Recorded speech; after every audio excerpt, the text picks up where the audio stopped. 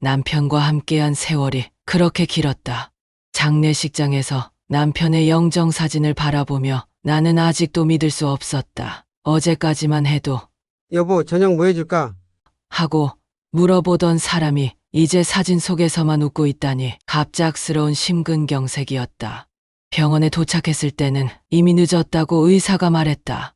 그토록 건강했던 사람인데 술도 안 하고 담배도 안 피우고 매일 아침 운동까지 했는데 말이다. 어머니 이제 집으로 가시죠. 34살의 둘째 민수는 아버지를 닮아 성격이 온화했다. 중학교에서 아이들을 가르치는 일을 하고 있고 결혼한 지 5년째지만 아직 아이가 없어서 나를 더욱 세심하게 챙겨준다. 형은 어디 갔지? 아, 형은 장례식장 사무실에서 정산하고 있어요. 곧 나올 거예요. 첫째 민호는 39살로 건설회사를 운영하고 있다. 어릴 때부터 똑똑하고 추진력이 강했던 아이였다. 젊은 나이에 사업도 성공시키고 아내 선미와 중학생 쌍둥이 남매까지 둔 든든한 가장이다. 장례를 치르는 3일 동안 나는 정신없이 바빴다. 조문객들을 맞이하고 음식을 준비하고 각종 절차를 처리하느라 정작 남편을 제대로 보내드릴 마음의 여유도 없었다. 둘째 민수는 내 곁에서 모든 일을 도왔고 첫째 민호는 장례 전반을 맡았다. 두 아들 덕분에 큰 탈 없이 남편을 보낼 수 있었다. 마침내 남편을 화장터에서 보내고 집으로 돌아왔을 때 나는 처음으로 빈집의 적막함을 느꼈다. 40년간 함께 살아온 2층 단독주택, 남편이 젊은 시절 벽돌을 하나하나 쌓아 올린 이 집은 우리 인생 그 자체였다. 거실에 앉아 있으니 남편의 목소리가 들리는 것 같았다. 여보, 저녁 맛있네. 오늘 날씨 참 좋지 않아? 우리 아들들 잘 키웠어. 평범하지만 따뜻했던 일상의 대화들이 그리웠다. 어머니 혼자 이 큰 집에 계시기 힘드실 텐데. 괜찮다. 아직은 혼자서도 충분히 살 수 있어. 이제 겨우 64세, 아직 청정하고 무엇보다 이 집은 남편과의 추억이 가득한 곳이었다. 어떻게 떠날 수 있겠는가? 두 아들은 이제 모두 결혼해서 독립했고 남편 없는 삶이 슬프긴 하지만 그래도 새로운 시작이라고 생각하며 마음을 다잡았다. 하지만 나는 아직 몰랐다. 가족 간의 진짜 시험은 이제 시작될 것이라는 것을. 나는 조금씩 일상을 찾아가고 있었다. 어머니 오늘 어떻게 지내셨어요? 둘째 민수가 안부를 물었고 일요일에는 첫째 민호 가족이 함께 식사를 했다. 그런데 어느 날 민호가 혼자 찾아왔다. 어머니 앉으세요. 중요한 이야기가 있어요. 이 집 말인데요. 법적으로는 아버지 명의예요. 상속법에 따르면 어머니가 2분의 1, 저와 민수가 각각 4분의 1씩 상속받게 되어 있어요. 남편을 잃은 지 겨우 한 달, 아직 슬픔도 가시지 않았는데 큰아들이 집을 두고 법률 이야기를 하고 있다니. 이 집 시세가 지금 15억 정도 돼요. 그러면 제 몫은 3억 7,500만 원 정도가 되는 거죠. 나는 아들의 말을 듣고도 한동안 아무 말을 할 수 없었다. 이 아이가 정말 내가 키운 아들이 맞나? 어머니가 계속 사시는 건 당연하고 다만 법적으로 정리만 해두자는 거예요. 제 지분에 대해서는 나중에 어머니가 돌아가실 때 정산받으면 되니까요. 아들의 차가운 계산에 내 마음이 상했다. 혹시 제 지분을 담보로 대출을 받을 수 있을지 알아봤어요. 어머니 동의만 있으면 가능하다고 하더라고요. 내가 42년간 정성껏 키운 아들이 이런 사람이었다니 가슴이 무너져 내리는 기분이었다. 이런 말을 들을 바엔 차라리 혼자 고독사하는 게 낫겠다는 생각까지 들었다. 집에서 나가! 내 목소리는 떨리고 있었다. 어머니, 나가라고 했어! 민호는 당황한 표정을 짓더니 서류들을 주워 담으며 일어났다. 어머니, 제가 잘못 설명한 것 같네요. 다음에 다시. 나가! 그날 이후 나는 며칠 동안 잠을 이루지 못했다. 밥맛도 없고 아무것도 하기 싫었다. 남편 사진 앞에 앉아서 여보, 우리 민호가 이런 애였어 하고 혼잣말을 했다. 며칠 후 둘째 민수가 퇴근 후에 찾아왔다. 어머니 형이 뭐라고 했어요? 형이 정말 그런 말을 했어요? 그날 밤 늦게 민수가 다시 찾아왔다. 어머니 형하고 크게 싸웠어요. 자기는 법적으로 당연한 권리를 주장한 것뿐이라고 하더라고요. 그리고 나보고는 현실을 모른다고. 형이 언제부터 이렇게 됐을까요? 어릴 때의 민호는 그렇지 않았다. 동생을 잘 챙기고 나에게도 효자였는데 사업을 하면서 달라진 걸까? 어머니, 제가 제 상속분 포기할게요. 민수야, 진짜예요. 어머니가 편안한 노후를 보내시는 게 더 중요해요. 고마운 아들이었다. 그 후 두 형제는 연락을 끊었다.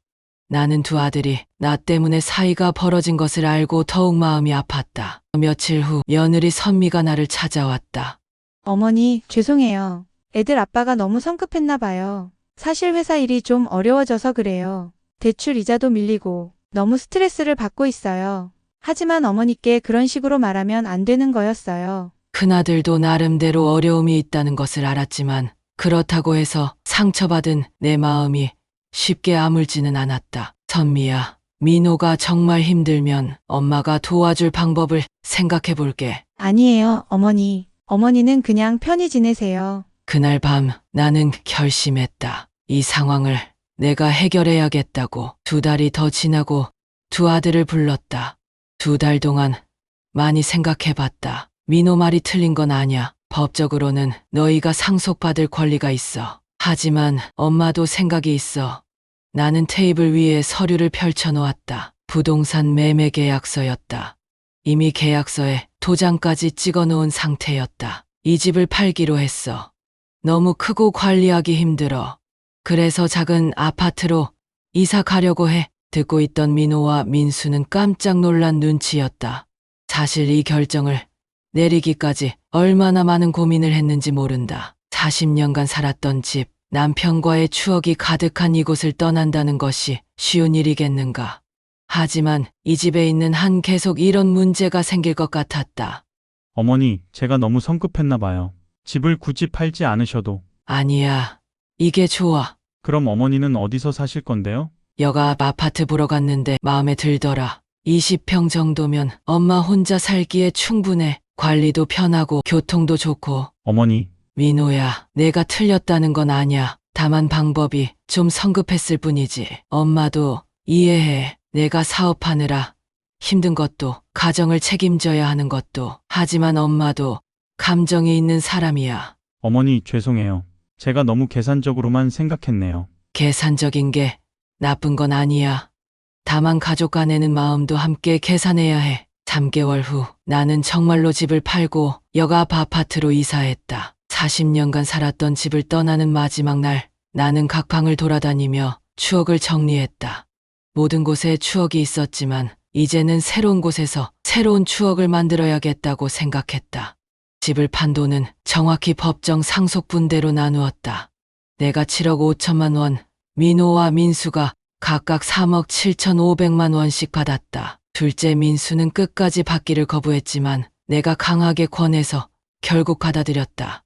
아파트로 이사 온 후 같은 단지에 사는 또래 여성들과 금세 친해졌고 아파트 내 문화센터에서 요가와 서예를 배우기 시작했다. 어느 날 민호가 조심스럽게 물었다. 어머니, 그때 제가 한 말 정말 죄송했어요. 돈 때문에 가족이 상처받는 일은 다시는 없을 거예요.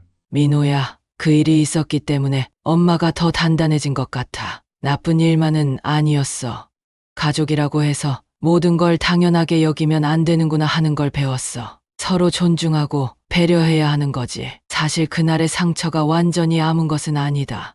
가끔 혼자 있을 때면 그때의 충격이 되살아나곤 한다. 하지만 이제는 그것도 삶의 일부라고 받아들이게 되었다. 완벽한 가족은 없다는 것을, 그리고 상처를 통해서도 성장할 수 있다는 것을 깨달았다. 그날 저녁 두 아들이 돌아간 후 나는 베란다에 나가 도시의 불빛을 바라봤다. 새로운 집, 새로운 이웃들, 새로운 일상.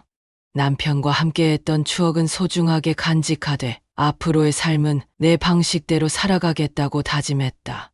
더 이상 누구에게 의존하지 않고 내 인생의 주인으로 살아가겠다고. 그리고 무엇보다 두 아들과의 관계도 예전보다 더 성숙해진 것 같다. 상처를 주고받는 과정을 통해 오히려 서로를 더 깊이 이해하게 되었고 진정한 가족의 의미를 깨닫게 되었다. 요즘 나는 새로운 취미도 생겼다.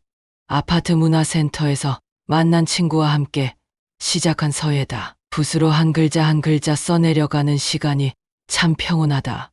오늘은 감사라는 글자를 썼다. 힘들었던 시간들도 결국은 내게 소중한 깨달음을 준 것에 대한 감사의 마음이었다. 남편의 사진이 있는 방향을 바라보며 나는 속삭였다.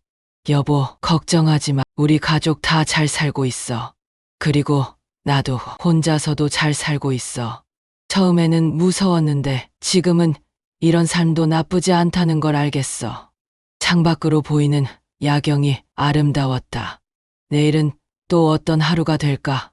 아파트 동호회 모임도 있고 오후에는 친구와 영화도 보러 가기로 했다. 소소하지만 내가 스스로 선택한 일상들이다. 남편 없이 자식들에게 의존하지 않고 혼자 서는 삶. 처음에는 두렵고 외로웠지만 지금은 이런 자유로움이 좋다. 누구 눈치 보지 않고 내가 하고 싶은 것을 할 수 있으니까. 그리고 가장 중요한 건 나 스스로에 대한 자신감을 찾은 것이다. 나는 단지 누군가의 아내, 누군가의 어머니가 아니라 희숙이라는 독립적인 존재라는 것을, 이제야 비로소 내 인생을 살아가고 있다는 것을, 남편이 세상을 떠나고 아들과의 갈등을 겪으면서 얻은 소중한 깨달음이다. 이 이야기를 들은 모든 분들도 고통 속에서도 성장할 수 있고 늦은 나이에도 새로운 시작이 가능하다는 것을, 그리고 진정한 독립이 얼마나 소중한 것인지도 알았으면 하는 바람이다. 제 사연을 즐겁게 들으셨다면 구독과 좋아요 부탁드립니다. 감사합니다.